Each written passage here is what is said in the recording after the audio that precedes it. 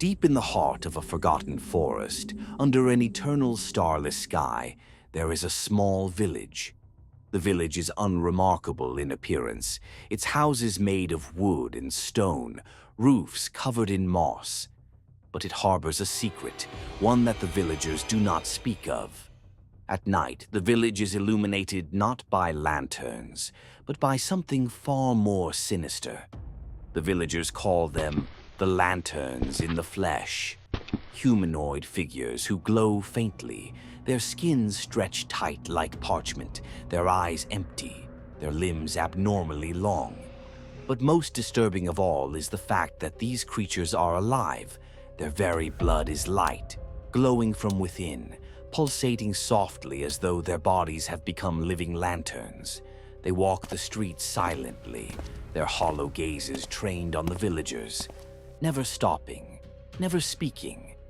And if you ever stare too long into their glowing eyes, it's said you might start to feel an unsettling pull, a desire to follow them. But those who follow never return.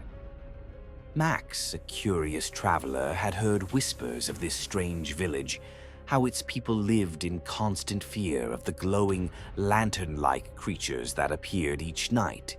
Being a man of science, Max had always dismissed such rumors as superstition. But when he found the village, tucked away in the heart of the dark forest, he could not resist exploring. The villagers greeted him warily, but offered him shelter for the night. As he sat by the fire, an old woman spoke of the lanterns. "They are not like us," she said, her voice trembling. "They are the keepers of the night, the light in the dark, but their gaze, it takes what little we have left." Max dismissed her warning as a mere superstition and went to bed, eager to uncover the truth of the village's strange affliction. That night he woke to the soft, glowing light that filled the room. He thought it was just the moon at first, but when he looked outside, he saw dozens of glowing figures walking through the village, their skin glowing faintly, their movements slow and deliberate. Max stepped outside, captivated by the eerie light. He moved toward one of the lantern-like figures, its body tall and thin, skin stretched tightly over its frame. The creature's eyes were dark voids, with no pupils or irises, just emptiness. The creature didn't acknowledge him, its hollow gaze fixed on something in the distance, but Max couldn't look away. Something in the figure's stillness, in its glowing skin, pulled him in. His heart raced, but he couldn't stop. Every instinct told him to run, but his body didn't obey. He reached out to touch it, his fingers brushing the smooth, glowing skin. Suddenly, a sharp pain shot through his chest. The glow in the figure's skin flickered, and in that moment Max felt his blood begin to boil with heat. The glow of the creature's skin seemed to sink into his fingertips, crawling under his skin like fire. He gasped, stumbling back. The figure's head twitched, and for the first time, its hollow eyes locked onto his. It tilted its head, and Max's vision blurred. He could feel the light inside him, coursing through his veins, making his pulse race. The pull, the magnetic force of the creature's gaze grew stronger. Max wanted to follow, to lose himself in the glowing, but his body refused to move. The figure stepped forward, its long, bony fingers reaching out, brushing his skin. "Come." Max couldn't break free. He was drawn forward, his limbs stiff, numb to his own commands. The creature's fingers dug into his skin, its glow seeping into him like it was inside his body, changing him. His thoughts became scattered, his vision fractured, and his mind filled with an overwhelming hunger, a need to be part of the light. The creature began to murmur, but the words were not for him. They were for itself. "Join us. Become one of the light." Max's body shook violently, his blood now flowing with the glow of the creature, his skin tingling and cracking. He looked down at his arms. His skin was turning to light, veins glowing bright, pulsing under his flesh like a living lantern. He tried to scream, but his mouth felt frozen, filled with light. In the distance, he saw more figures emerging from the shadows, their skin now glowing brighter. The village swallowed by a flood of light. The creatures weren't just alive. They were taking. They were consuming. Max could feel his consciousness slipping away, his body becoming more empty, just another lantern in the growing collection of beings. He realized with horror that he was becoming one of them. Max awoke hours later in the center of the village, but he wasn't the same. He was different. He stood among the lanterns, empty, hollow, and glowing, his body now fused with the same unnatural light. He could feel his consciousness waning, his memories fading. He was no longer himself. He had become part of the light, part of the hollow figures that walked through the village each night, their bodies glowing, their faces empty, eyes wide but lifeless. Max could still feel a trace of his old self, but it was so faint, so weak.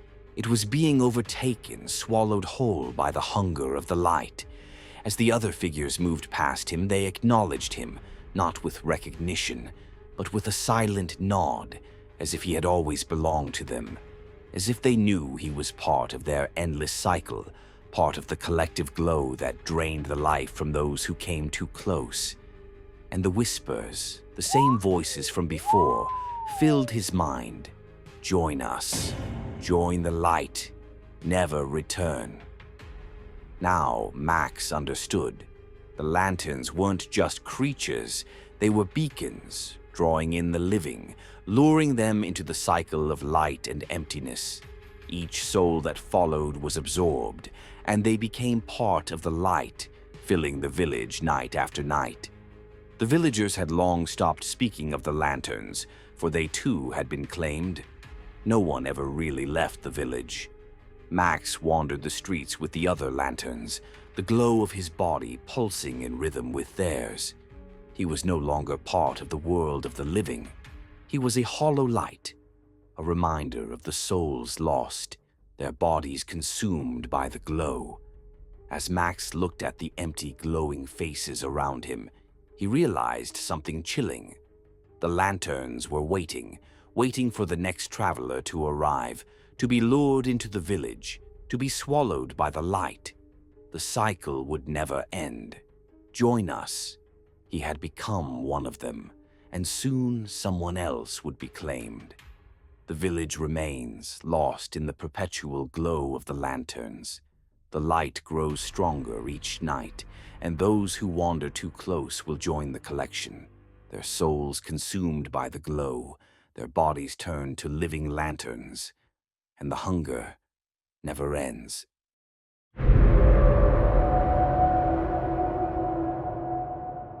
On a cold winter night, a young journalist named Olivia arrives at Potawatomi Mansion, an old mansion located in the outskirts of Chicago. This house is infamous for its ghost stories that have been passed down through the centuries. People in the area say that the mansion once belonged to the Randolph family, but after a gruesome murder, the entire family disappeared, leaving the house abandoned with restless spirits. It is said that no one dares to come near the house after tales of strange figures and eerie laughter began spreading throughout the region.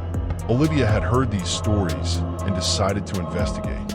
She brought along a camera and a recorder, hoping to capture any paranormal phenomena to write about for her next article. When she arrived at the large gate of Potawatomi Mansion, the cold and heavy atmosphere made her feel a strange unease. But Olivia was determined to proceed. As Olivia entered the mansion through the large, old door, everything inside seemed to have been abandoned for years. The walls, faded with age, and the dusty furniture created an eerie atmosphere. The wooden doors creaked in the wind, emphasizing the mansion's silence. The faint light from her camera flashed through the dark. Olivia took a few pictures, starting to jot down notes on the information she had gathered. At that moment, she heard a slight noise from behind. Olivia turned around but saw nothing. A sense of unease rose within her. but she dismissed it and continued exploring deeper into the mansion. After passing through a few empty rooms, Olivia discovered an old book on a wooden table. Inside the book were descriptions of the mansion's history and the Randolph family. She began reading and found that this family had been the victims of a great tragedy. Randolph, the head of the family, killed his wife and daughter in a fit of madness before taking his own life. As Olivia continued to flip through the book, she read more about strange occurrences within the house. Unexplained noises, ghostly figures appearing at night, and sometimes the eerie laughter of spirits who hadn't moved on.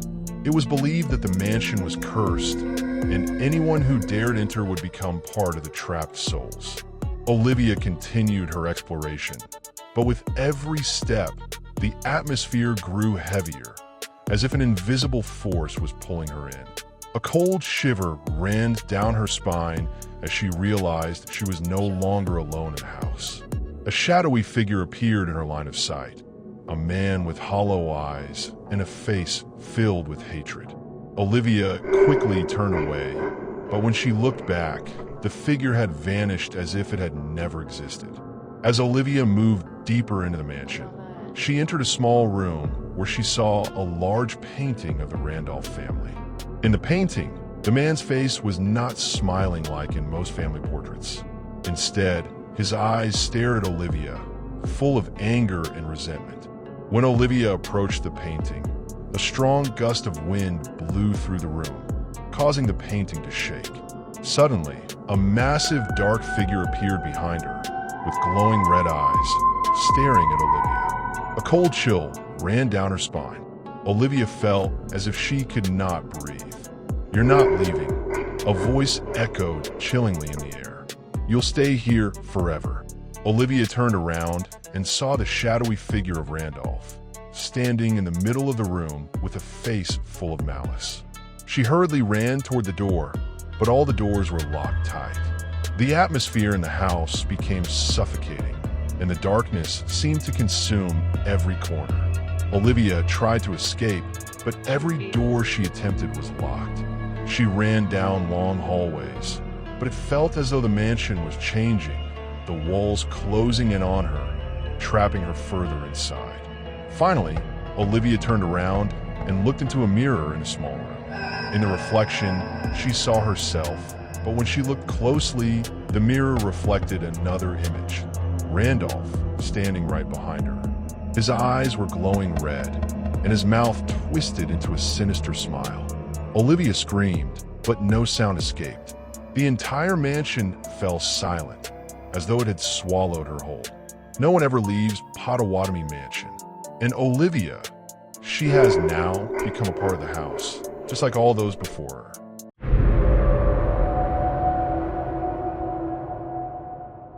Vanity is harmless, until it isn't.